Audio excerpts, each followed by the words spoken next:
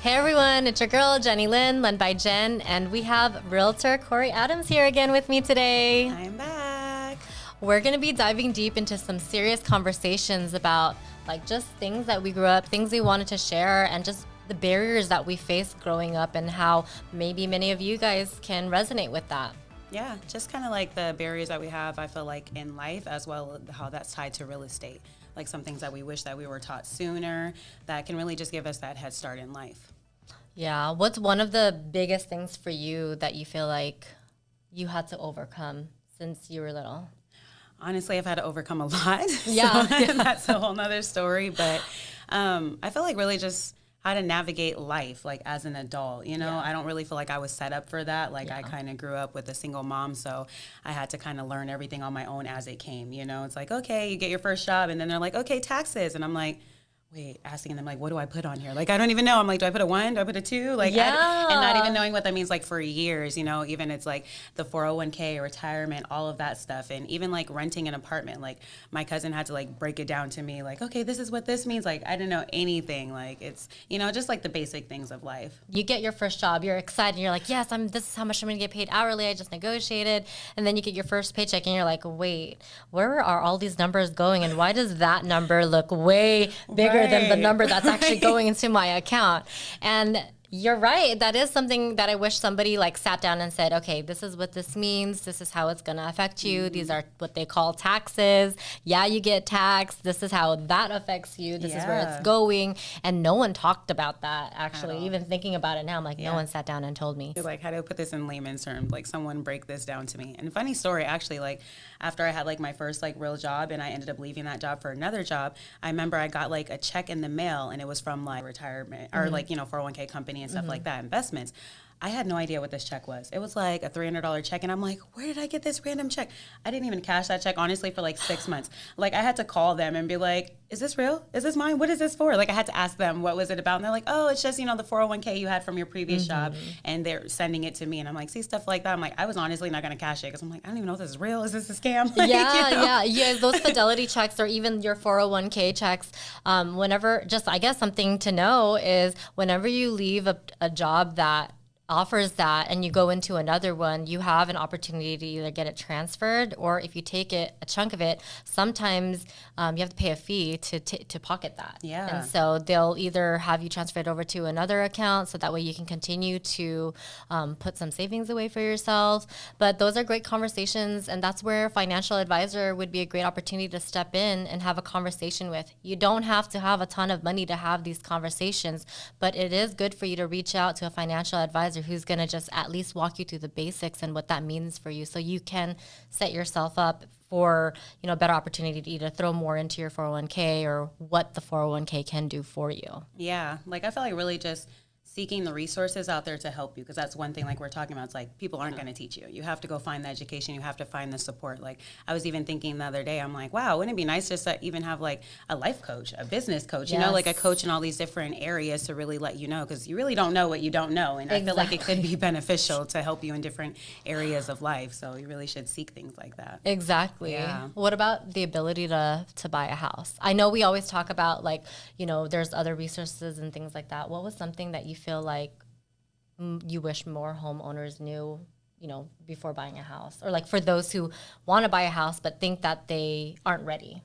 Yeah, I think seeking the education. So if you know someone who is a realtor, reaching out to them, someone who does credit repair, just someone in the field that can kind of guide you on where you need to be. And for me, I think just being open-minded, because some people kind of already come in with the mindset like, I need to have this credit, I need to have this much down, I need to have this, but just be open-minded, because you never know how it could turn out. And just to be patient with it too. It's like, I know we all want things, but sometimes it's just a process. So it is going through that process. And a conversation too. Like one of the biggest questions I ask is like, what are your mortgage goals, or what are your goals in general, right? And they're like, well, what kind of goals? I'm like, well, your life goals too, because you don't realize that you're stepping into an opportunity where you can generate wealth through real estate. And then, you know, let's say your goals is to open a business. You know, real estate could put you in the position to gain some equity, so that way you can start that business through the equity that you appreciate over time. Yeah. And so that's what people mean when they say generating wealth through real estate. That's just one way, right? There are so many other ways, but it just creates more opportunity a lot quicker than you having to exchange your time and putting in how many hours at your job to make a certain amount of money, and then taxes come out only to net a certain amount. And then, and then you just feel like your time of your goals gets extended when through real estate, which I get it can be stressful. It's a lot of money. It's a huge investment. But with the right team, with the right people, with the right education, you can play your cards right. You know, you just really got to understand and identify what your goals are, what the action plans are behind that, how to achieve it. And that's maybe one thing I do appreciate growing up in school is we talked about goals all the time. Those habits were built then. And that's what I appreciate about, going to school and stuff. But they don't talk about how you have to continue that, and it's on your responsibility to continue to set those goals and action plans for your life. Yeah, literally life. I think that's huge because I think sometimes too, like for me growing up, it's like my family was in survival mode. So we couldn't think past what are we going to do today and tomorrow and go from there. So I think it's really important, like as you get older, it's like you said, to set those goals for the future. I'm like, it may take a while, but it's good to know kind of where you're going so you can be intentional with your time. Like you're saying, the money that you put aside, how much do I need to be putting aside here and there? Because it's really going to help you. And just kind of knowing what you want and where you're going. Because I know people do want houses and to build that wealth, but what are you building the wealth for? That's the important part. Exactly. Because if you buy a house, you can buy a regular single family house and you build equity. Of course, that's going to build wealth. But what if you want, rental property? It'd be nice to have like an ADU, which is an additional dwelling unit on the property where you can have renters in there. So it's really just good to know what your goals are. Yeah. Exactly. And how you can utilize the things that you've already achieved and to benefit yourself even more by what you've already achieved. Exactly. Yeah.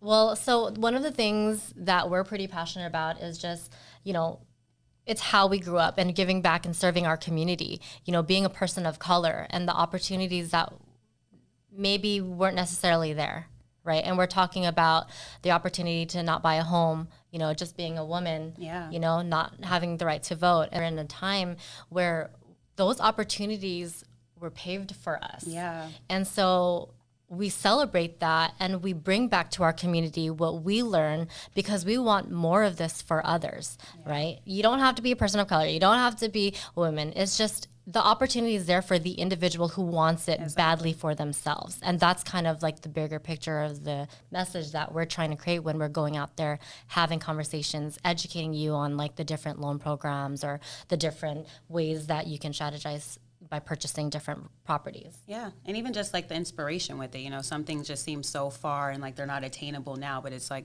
really just to inspire you and motivate you. Like everyone can have that, but everyone's path is just different. So it's really just getting on your path to get to that end point, but everyone can do it. And I feel like it's something that should be taken advantage of, because this is not going to just be for you. It's for the generations to come after. And isn't that what we all want? We all want what's best for our kids and the next generation and even for ourselves once we're older, because like we're talking about in school, like they don't even talk about retirement, like what are you going to do when you retire? And then with the inflation and everything, it's like you really have to set yourself up for the future. Yeah, people are like working a lot longer now. And they're like, back in the day, in their time, like decades ago, like they thought that they were going to retire at a much younger age. But guess what? It's getting extended. Remember we talked about exchanging your money for time and time for money? Like, and just looking at my parents, I don't want them working we're, at the age that they're at. I want them to like live their life. They've already provided a roof over our head, they provided the basic necessities, which by the way, we'll talk about the basic necessities. Growing up, we didn't even really think about that stuff because we appreciated what we had. Of course, we wanted more, and now that I'm in a position for, in real estate or like a real estate professional, mortgage lending, in this world, just having a different conversation with my parents it can be difficult because, my dad, who is stubborn, which is where I get it from, but it's just one of the things like, oh, I never knew that. I wish, no one told me anything. And that's the thing is like, that's why we're so loud in our community, right? Yeah. We're trying to be really loud about it and say like, well, we don't want, the generations now and the generations to come to feel like they didn't have the resources or didn't have conversations or wasn't open to the welcoming of those things because we want it for everyone. And the opportunity is here for everyone, right? If we talk about well, my situation is different than this person, which I hear that often. You can't compare yourself to others. You can only look at the position of where you're at. If you know you're not making enough to afford a certain lifestyle or afford a certain, if you're in the market of purchasing a home, you want like a $600,000 home and you're making a certain amount of money, and you know that you either need another co-borrower with an income or you need to make more money. It's all about positioning. It's all about just setting yourself around the right people to say like, hey, how are you feeling at your job? Are you going to get a raise? Right. Is there an opportunity for growth there? If not, do you even have the time or capacity to pick up another, to position yourself to create that for you? And so I don't think people are even having conversations like that. They're just like, oh, I just live life. I got my job. I'm comfortable, and that's okay. It's okay to feel comfortable. But for those who want more for themselves, which I am finding that deep inside, I don't know if, sorry guys, it's social media, the TikTok or reel where it's like, how are you feeling? And someone answers. And then like, well, how are you really feeling? Yeah. And so these those deep conversations are the things I thrive. Like I love having those conversations because it's like, how are you doing? You're comfortable, you love it, but how are you really feeling? Yeah. Is there anything that you want more for yourself?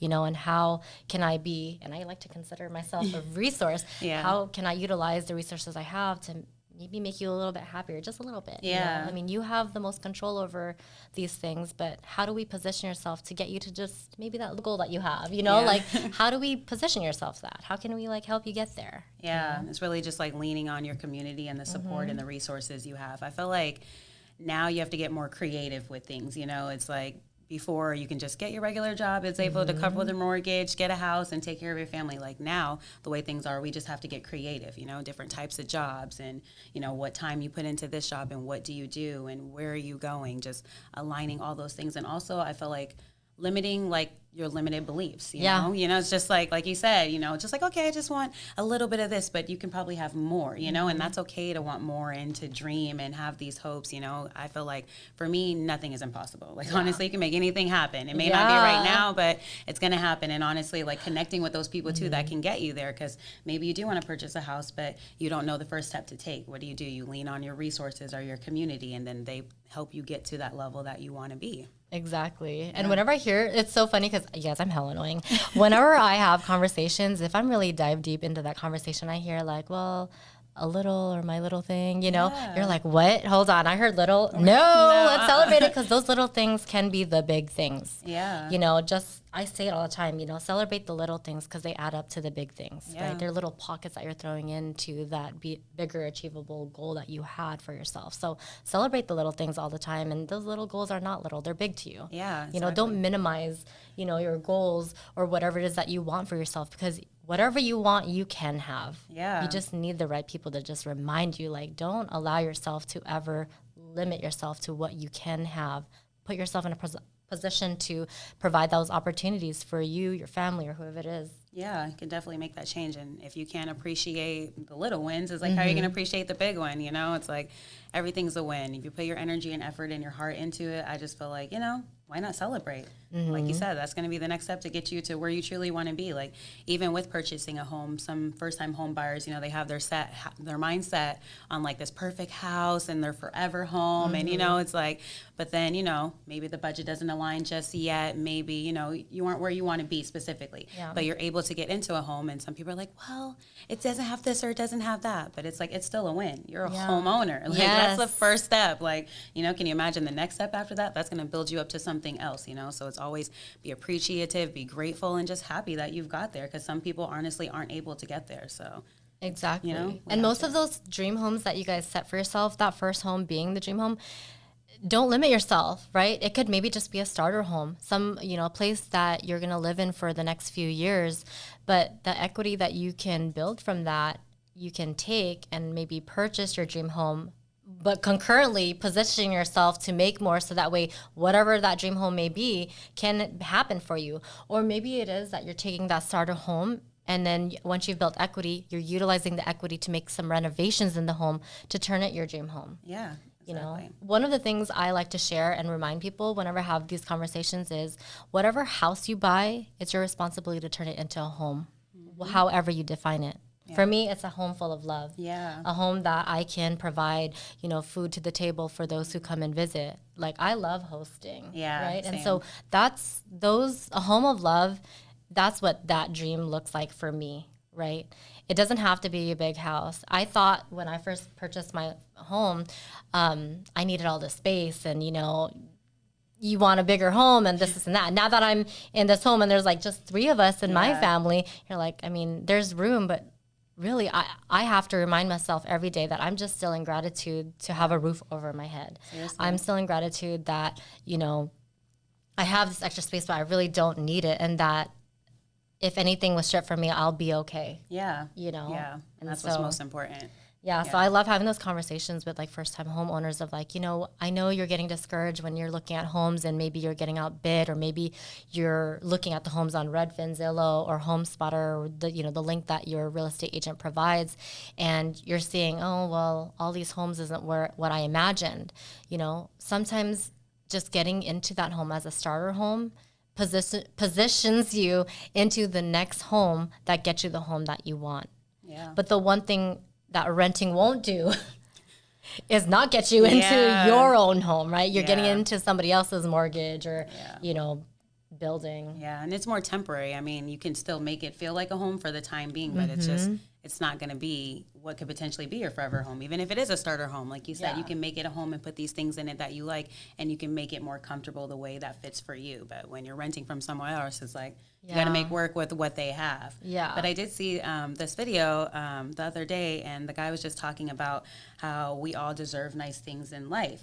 And I know sometimes it seems like you may not be able to afford these things, like how we're talking about luxury homes. Maybe some people are like, oh, I have an idea of this grand luxury house, but you may not be there yet. But what he was saying in his video, even if you can't get that now, you can still go tour those houses. You can still go look at those houses. You are entitled to go in there and feel the space and really just, I feel like, inspire yourself, because some people do get discouraged and like, well, I can't. It's like, you may not be able to get that now, but you can get that in the future. And why not set yourself up for that? Looking at all these nice things and you're like, oh, maybe I can incorporate this in my starter home, or maybe that would give me motivation to really work with the home I have to build more equity just to get to that point. It's like you just have to dream big, and I feel like it will become a reality. Yeah, you're literally manifesting it. I love that you brought that story up. Yeah. So I'm going to share a story about me and my husband. Like, so we both didn't have a lot, right? Like when we say a lot, we're talking about like money, right? Not love. We had love, the real important things that actually matter in life, right? But we're talking about a lot as far as money. And I remember working 3 jobs and him working like 2 jobs, and we were just like saving just so we can buy our first home. And I love that you shared that story because what we used to do is we used to go to dream homes and drive around the neighborhood and just consume. Yeah. Consume, imagine like what life might be like, what the families that live in these homes are like, who the families are. So we used to say hi in our like broken down my Honda Elantra that was like shifted in, like, and then they're probably, all these homeowners are probably like, what are these people doing? Like, they do not live here. But that's the thing is, like, we weren't trying to case nothing, right? But, like, we came there to dream, right? And the fact that we kept doing that inspired us to just keep striving in what we were doing at the time. Exactly. But I knew that I wasn't going to work 3 jobs forever. I didn't want that for myself. I'm only doing it because I have this goal that's going to position me to get to that. And I'm also going to surround myself, we both were like making those drives, you guys. And this was a time where we were even like, we didn't have a lot. And so even just like, we would sit there and be like, oh, it's going to cost gas. You know? And I'm like, we would be like, no, we're going to do it. And you guys, because of setting those, doing those things and creating those action plans and just like manifesting that, we didn't even know that we were manifesting this for ourselves. We just knew we had a goal of buying our own house. We did. I think that when we first started doing this, we imagined buying it in like 5 or 10 years. But I think because we were so dedicated and we manifested that by like driving around or positioning ourselves to like want those things for us. It happened within, I think, like 2 years. That's amazing. I had to like, you know, we had a $20, like I talked about it in one of my past videos where like I was eating, I can get creative, like a $20 meal budget. Can I do that now? Yeah. I don't know. It's a little tough. Like $20 can maybe get me like 2 or 3 days. I mean, I can teach you guys how to like, what I was there, like we did chicken wraps. I'm like, what's under $20? Chicken wraps with like ranch, like it would be like dry, but you know, you go to fast food and you just ask for extra sauces and those are your sauces. I mean, it wasn't the healthiest thing. Like top ramen. Yeah. You know, it just wasn't the healthiest thing, but that was just my story. That was our journey to where I am now, but this isn't even where I want to end either. Yeah. Right. But you made those sacrifices, and that's something I feel like that needs to be talked about too. And it's like you are trying to purchase a home. Like, remember when we were doing the Homebuyers workshop? Yeah. It's like, you know, if you got to stop the Starbucks, you know, for a couple of months, is that worth you getting into your home? You know, like you do have to make those sacrifices. Like, what is the bigger picture? What do you want? And sometimes you can get there faster than you really think you can. It's just lining yourself up with the resources, the plan, and just being intentional with what you do. Exactly. And, you know, another thing too is like getting your nails done, right? Like you don't have to spend that much to get your nails done if you can't afford to do it. And that's not to knock anyone. I'm just saying if you want something bigger for yourself and it takes you saving a little bit more, you're going to have to make a little bit of sacrifice. Paint your nails and just do it more often for now. Yeah. That's not forever. It's not forever. Everything is just temporary. Yeah. You know, I always say everything is temporary, change is constant. That's right. So and so the quicker we understand to adapt to those changes and to know that there's better and more for us, the more that we see life differently, right? Yeah. In a different lens. Yeah, yeah. And like you said, it's just like it's temporary, because I know temporary sometimes can feel like forever, you know? But as long as you're taking those baby steps, it's like one day you're just going to be like, wow, I made it here. You know, this has happened. I made the sacrifice, and it's just really toning into like what's important to you. You know, it's like, do you want that home for you and your family? Like you said, to host and have good times. You know, it's like nails are great, and not to knock anybody, but it's like, you know, it's just really what's most important to you. Exactly. Yeah. And I mean, you guys, I love what you said about temporary. Temporary can also feel like, when you said temporary, can feel like forever, especially when you're in survival mode and you feel like that's just how your life has been. And that speaks volumes to me when I have those conversations, because I'm like, I've witnessed, I've seen, I've lived similar situations, and I've had it to where, you know, well, I'm going to share a personal story. So like I was involved in domestic violence, and everything was stripped from me. I had to start from nothing. I had to like let my ego down. I had to move back to my parents' house and, you know, live with them. And like I cried every time, you know, like just to survive day by day, you know, and to just get yourself out of that. And I understand, like, that's why I'm like, oh, it speaks volumes to me, because you can take yourself out of that. And what really impacted, looking back, it was just my mindset. I sat heavily in my negative thoughts and my suffering and my pain for so long that one day, I don't even know what sparked it. I said, you know what? Excuse my language, but F this. I deserve more than this. I feel like ever since I was little, there's a gift that I need to identify, and there's a treasure that I have that I need to give back to the world. And I'm somebody who want to make those changes and wanted to live a life of that. And so I took myself out of that funk by distracting, by distraction. You know, I was doing bad things like going clubbing all the time, and you know, not necessarily the best thing to do, guys. But I did that, you know, and it just occupied time. And over time healed, you know, having conversations and getting out healed. And just the knowing of I deserve more than this, and I'm positioning myself and I'm in a better place than where I was yesterday is the key. Right? To just wake up the next day and say, thank you for another day survived, another day of healing, another day of growth, another day of learning, another day of education, another day of just everything. Because we may not have that. And at the time, I was literally waking up and just hating life and hating life and hating life, until I was like, no, I'm still alive. I deserve life, you know, like I deserve more than this. And I want that for everyone that I talk to, everyone that I come across. That's like every time I have conversations, I'm always like, I'm too annoying. I'm too excited. And they're like, where's this energy coming from? It really stemmed from that. Because of my pain, we turned it into purpose. Yeah, which is good. You know, I love that. It's just turning that around, because I feel like I've been that way my whole life. It's like coming from my situation, my family struggle, growing up with a single mother, not having enough money and food and stuff like that. And, you know, I had that period too. It's like, geez, this sucks. Like, why is this happening to me? Like, it's not fair. But then for me, I just turned it around like, well, what can I do about it? You know, like, I don't feel like for me, it's like, I'm going to be sad about it until I've exhausted all of my options. And then physically can be like, well, okay, now life sucks because I've tried everything. Yeah. And the just tables have turned this way. But for me, I'm like, I want to just give my energy and effort and just try before I really just like throw in the towel. Exactly. And just, it's like sometimes too, you just get stuck in some things. It's like, you know, what happened to you was direct, but sometimes there's things that are indirect, you know, where you come with your family, like generational trauma, and like we're talking about the generational barriers. So it's easy for you to be like, well, I can't have this because, you know, my parents never had this, my grandparents never had this, you know. It's like you can really just get stuck in that and just limit yourself, and it's really hard to break free. Like you said, you have to position yourself around those people to pull you out of that. And two, it really starts with just wanting more for yourself. Like, if you don't want more for yourself, no one's going to want it for you, you know, and really just keeping your mindset like on what you need, like, because there's so many distractions, like you're saying. It's like there's so many things that throw you off your path. And for me, I can speak from experience. It's like I get easily distracted. It's like you can be like, oh my god, we're going on the boat right now, and I'm like, oh my god, the boat. No, you gotta sell. I know, right? Literally, kidding, I'm like, kidding. I got work today. It's like, I gotta work. Can I get on it later? But it's like there's so many things in life I feel like are thrown at you to distract you and take you off of your path and your purpose. And you know, it's like you really just have to stick to that. And at the end, it's gonna be worth it. And I'm speaking from that temporary place too, where it's just like, oh my gosh, is this ever going to end? And then just one day you wake up and you're like, what was I crying about? Like, oh my God.